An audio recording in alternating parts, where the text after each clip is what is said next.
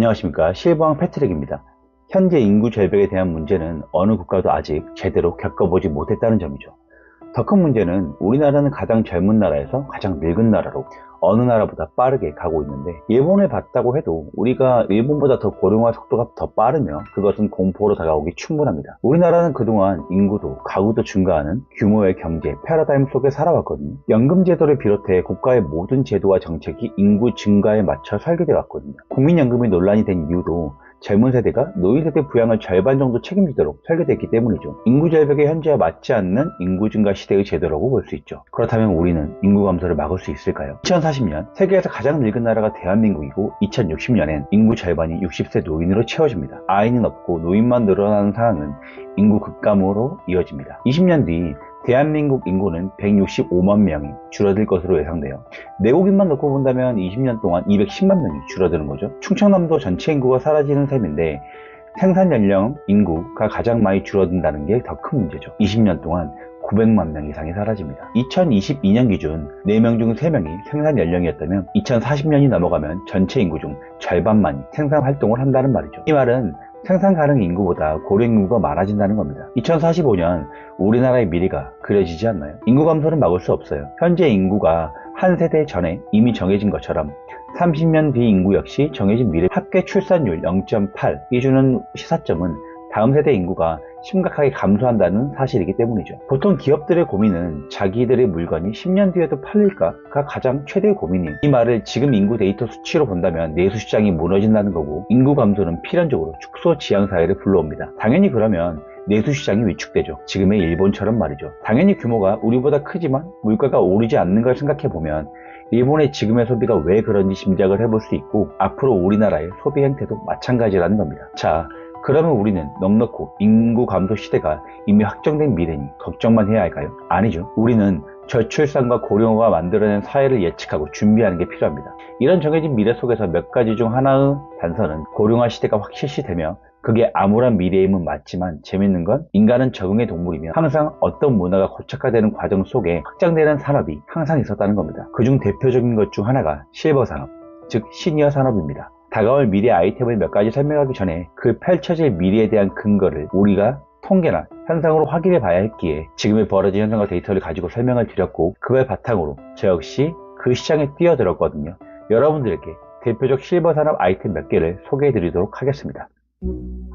지난 영상에 요양보호사, 지게차 운전기능사, 공인중개사, 사회복지사 2급, 지능형 홈관리사, 전기기사 등등 중장년층을 위한 자격증 9개를 말씀드렸으니 실버산업 일자리에 관심이 있으시면 저번 영상에서 자세히 다뤘으니까 한번 참고해 주시고요. 왜 이런 일자리에 대한 관심이 급증하는지 데이터를 보고 설명을 덧붙여 드리고자 합니다. 우리나라 노인 빈곤율이 2년 연속 악화됐죠. 2023년 기준 65세 이상 노인 10명 중 4명은 빈곤층인 것으로 나타났는데, 통계청에 따르면 2023년 가처분 소득 기준 65세 이상 노인 인구의 상대적 빈곤율은 38.2%로 전년 대비 0.1% 증가했습니다. 그간 우리나라 노인 빈곤율은 2019년 41.4%, 2020년 38.9%, 2021년 37.6%로 꾸준히 감소하다가 2022년 38.1%, 2023년 38.2%로 다시 높아지고 있어요. 2년 연속 상승세입니다. 상대적 빈곤율이라는 게 전체 인구 중 전국 가구의 균등화 중위소득 50% 이하의 인구 비율을 말하는 거거든요. 2023년 빈곤선은 중위소득 3,757만원의 절반인 1,879만원이에요. 즉 65세 이상 인구 10명 중 4명은 연간 기준 1,879만원 이하로 생활한다는 의미고, 이게 한 달에 156만원으로 생활을 한다는 건데 체감이 되시나요? 말이 안 되죠. 심지어 노인 빈곤율은 우리나라 전체 빈곤율보다 더 높은 수치를 보였어요. 전체 인구의 상대적 빈곤율은 14.9%로 노인 빈곤율보다 낮았고요. 성별로 나눠보면 남성 31.8%, 여성 43.2%로 여성 노인의 생활 형편이 더 좋지 않는 것으로 나타났습니다. 고령층으로 갈수록 빈곤율은 높아졌다 말씀드렸는데, 66세에서 75세 노인 소득 빈곤율은 31.4%지만 76세 이상은 52%로 2명 중 1명이 빈곤층에 속했습니다. 이는 고령층으로 갈수록 연금 등 노후 대비가 충분하지 않기 때문에로 풀이되죠. 가뜩이나 지금 연금 문제로 머리가 아픈데 이 부분에 대한 밝은 미래 회로를 돌리기엔 너무 희망 고문입니다. 그래서 일본보다 미래가 암울하다라는 전망이 나오는 거죠. 빈곤 노인 비율이 선진국 중에 가장 높은 나라가 대한민국입니다. 그래서 흔히 일본은 곱게 늙은 나라라 말하는데, 우리나라는 곱게 늙지도 못한 노인이라고 제가 저번 영상에도 표현했고요. 부유한 노령층이 많은 일본, 가난한 노령층이 많은 한국. 씁쓸하죠. 그러니 그들이 은퇴라는 건 오히려 악재일 수 있고 연금으로 먹고 살 수 없으니 자연스레 일자리를 찾아 나서게 되는 거죠. 두 번째, 요양시설과 실버타운. 실버 산업의 일자리에 대한 관심도 높아졌지만 혼자 사는 덕고 노인들부터 혼자서 생활이 불가능한 분들에 대한 시설들이 턱없이 부족한 것도 사실입니다. 그러면서 요양시설과 실버타운의 창업에 대한 관심이 급증했는데요. 요양시설은 실버타운과는 결이 좀 다릅니다. 일단 실버타운부터 가보죠. 실버타운의 우리나라의 법정 용어는 노인복지주택이고 일본에서는 유료 노인홈으로 명칭으로 통일했죠. 일본은 이런 유료홈이 2만 개소에 달할 정도로 많아요. 그래서 그런지 이런 실버타운의 창업에 대한 관심이 굉장히 높습니다. 물론 입소하고 싶은 수요도 많고요. 실버타운을 한 번쯤 들어보셔서 아실 수 있겠지만 나이 드신 분들이 거동이나 생활 편의, 건강 등을 고려해서 이 부분이 집약적으로 모인 민간시설로 들어가서 삶을 영위하시는 거라고 보면 돼요. 보편적 실버타운 입주 자격은 부부 중 한 명이 60세 이상이고 거동이 가능한 건강 상태여야 하며 80세에서 85세가 넘으면 입주할 수 없는 곳이 대부분입니다. 정부 지원금 없이 유료로 민간에서 운영이 되는데 보증금을 내고 달마다 이용료를 내는 임대형과 분양을 받아 생활하는 분양형으로 나뉩니다. 분양형은 부동산 사기로 이어지는 경우가 있어서 2015년부터 신규 분양은 법으로 금지되어 있습니다. 우리가 최근에 많이 겪은 전세 사기 이런 것도 원체 이슈였으니까 느낌이 오시죠? 실버타운 수요가 가파르게 늘고 있고 대기업, 대형 법인들 중심으로 늘어나고 있어요. 실버타운 스타트업들도 생기고 있고요. 입주되기도 2, 3년 정도 걸려있을 정도로 인기가 많습니다. 실버타운의 시설에 질적인 차이가 많이 나서 부분도 빈익빈 부익부로 갈라질 확률이 높아요. 하이엔드 실버타운, 노블레드 실버타운, 오마카세도 아니고. 근데 이게 현실입니다. 자, 그래서 서민 저소득층 노인들에게 공급되는 공공임대 아파트도 실버타운 형식으로 점점 지어지고 있기는 합니다. 고령자 복지주택으로 무주택 서민 정책 중 하나로 나온 건데 점심을 제공해주는 혜택이 있다는 게 특징입니다. 보증금 200에서 1,500만, 입주 자격에 따라 다르고요. 월 이용료 5만원에서 10만원, 보통 요령연금으로 해결되는 경우가 많습니다. 국내는 근데 아직 실버타운 정착 초기 단계에 있어서 많이 형성되어 있지 않습니다. 자, 실버타운이 민간회사며 자기 돈을 내고 들어가야 한다면 요양시설은 정부 지원금을 받아서 생활할 수 있는 장소입니다. 이걸 노인 돌봄 시설이라고 합니다. 크게는 4가지 정도로 볼 수 있는데요. 요양병원, 요양원, 쥐야간 보호센터, 재가복지 서비스, 큰 틀에서 이런 게 있다고 생각하시면 되겠습니다. 저는 이 중에서 쥐야간 보호센터, 주간보호센터라고 하죠. 쉽게 노유치원이라고 생각하면 되시는데 저는 이쪽으로 뛰어들었습니다. 요양병원, 요양원, 주간보호, 재가복지 서비스 이런 것도 다 재원이 다릅니다. 요양병원은 건강보험료로 재원이 나가고 요양시설은 노인 장기 요양보험 쪽에서 재원이 나갑니다. 연금이나 4대 보험 중에 장기 요양보험이라고 있어요.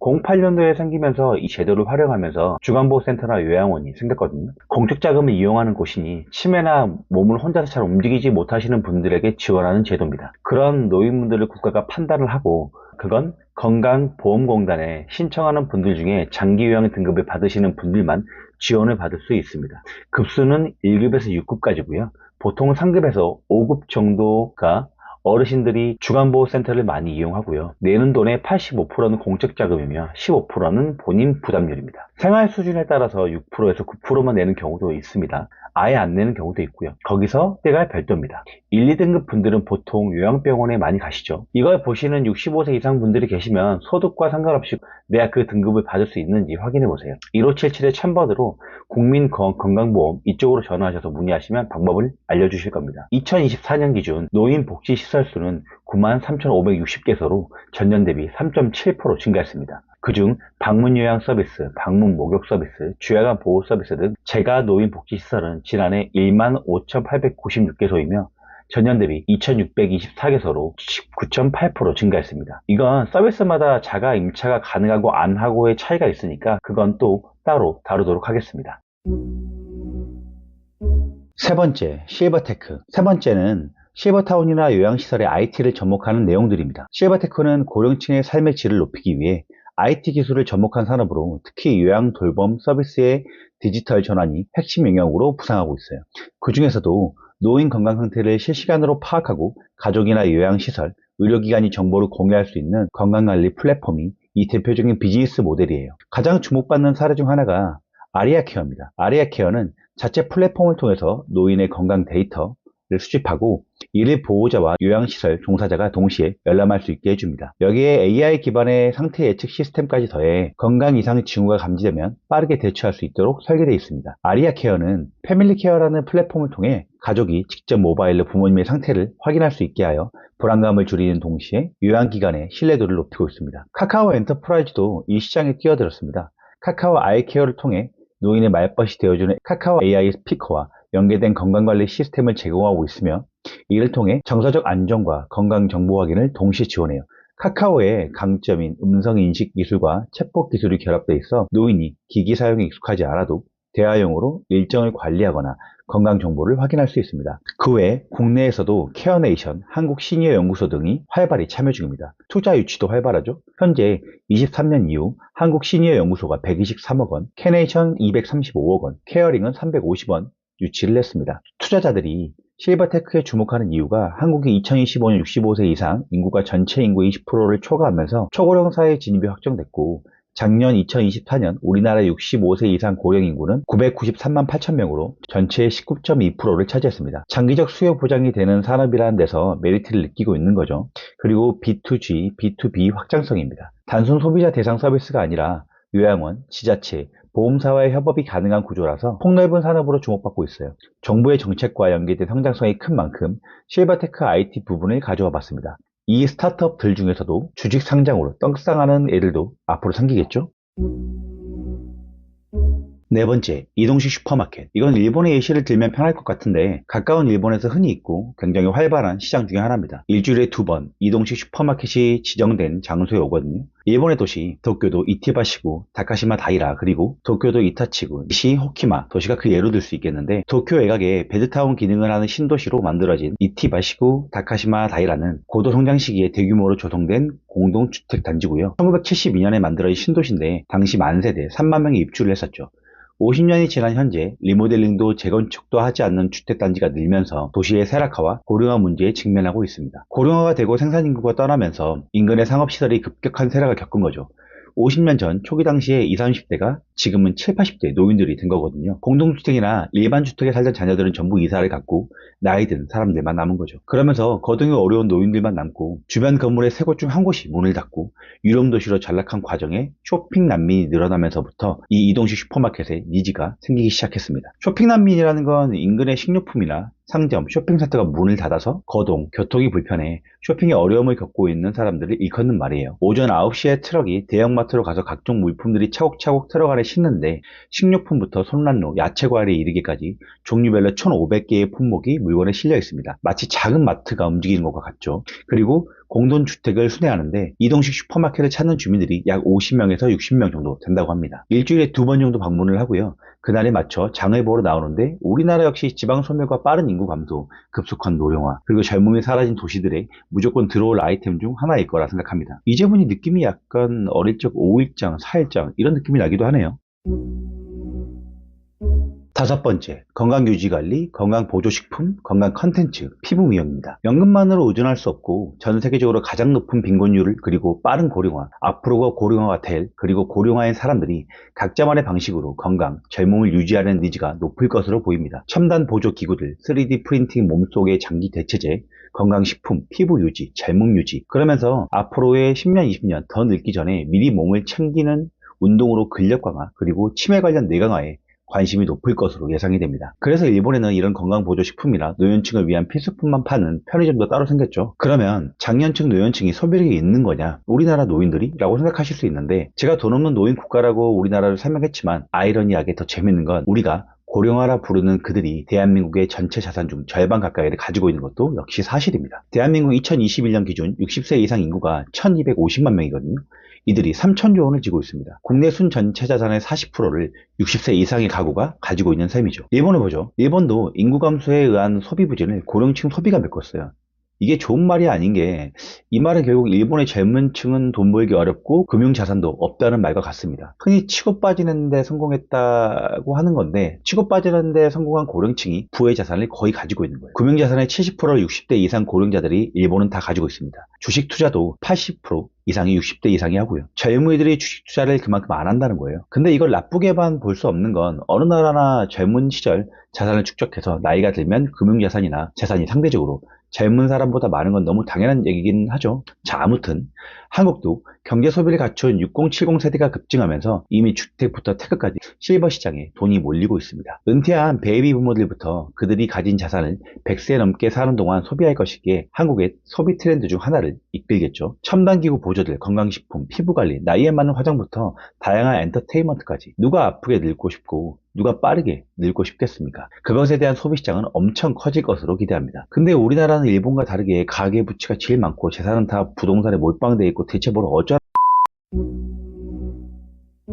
여섯 번째, 반려동물. 마지막은 반려동물 시장입니다. 이 시장은 지금의 젊은 층에서도 활발하게 움직이는 시장이기도 하죠. 하지만 지금의 결혼 비율과 이혼 비율, 자식을 낳지 않는 시대의 모습을 보면 그 외로움을 달래는 목적의 반려시장 동물이 지속적으로 커질 거라는 것은 어찌 보면 당연한 얘기입니다. 일본에서도 자신이 평생 키운 반려동물과 함께 실버타운이나 시설에 입소하는 형태가 굉장히 유행이고, 자신이 죽더라도 그 반려동물을 돌본다는 계약서까지 있다고 해요. 최근엔 AI 반려동물을 만들어서 사람과 공감하고 삶을 공유하는 모델까지 나오고 있다고 하죠. 결혼을 하지 않고 자식을 낳지 않는 세대들의 현재 모습과, 그리고 현재 진행 중인 혼자 남은 독거노인들, 그리고 지금 우리나라의 반려동물에 대한 관심과 반려동물 산업의 전망을 본다면 반려동물 시장은 앞으로 더욱 여러 모습을 띠고 확장해 나갈 것으로 보입니다. 지금도 진행 중이지만 미래에는 외로운 노인분들이 반려동물을 키우거나 AI 반려동물과 함께 생활할 미래가 그려지네요. 어쩌면 AI 휴먼도 등장할 수 있겠죠? 그것도 반려동물의 일종인가?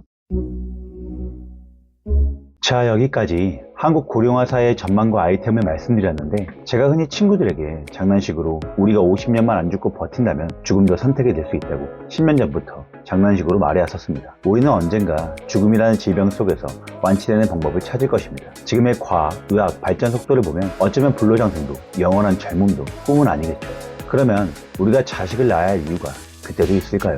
하지만 이런 먼 미래의 얘기는 너무 유토피아적 생각이고, 그게 사실이라고 하더라도 우리는 적어도 앞으로 50년에서 60년 동안은 그 과도기 안에서 끊임없이 우리가 늙어가며 그걸 고령화라 부르는 시대 안에서 살아가게 될 것입니다. 경제는 지금의 젊은이들과 그 젊음을 보냈던 장년층과 노년층이 경제를 분업화해서 끊임없이 생산 가능 인구가 되려고 노력할 거예요. 그렇지 않으면 지금의 경제가 돌아가지 않으니까요. 은퇴가 없는 삶이 경제를 보존하는 유일한 길이죠. 그러면서 펼쳐질 미래, 여러분들의 생각은 어떠신가요? 여러분들의 의견이 궁금합니다. 댓글로 여러분들의 생각을 남겨주세요. 저는 이상 실버왕 패트릭이었습니다. 다음에 더 좋은 영상으로 찾아뵙겠습니다.